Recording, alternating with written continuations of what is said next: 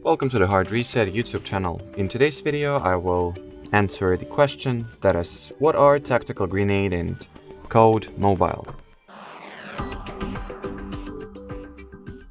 So, to put it simply, the tactical grenades are a type of grenades and, well, tactical equipment in general that adds some kind of distraction or visual effect on the player's sight, while adding time to the player to flee or kill the enemy using those distractions.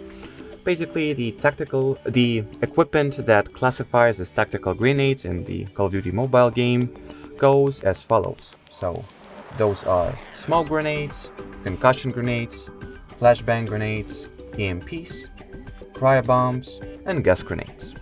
So, I guess that will be it for this video, so thanks for watching and bye bye.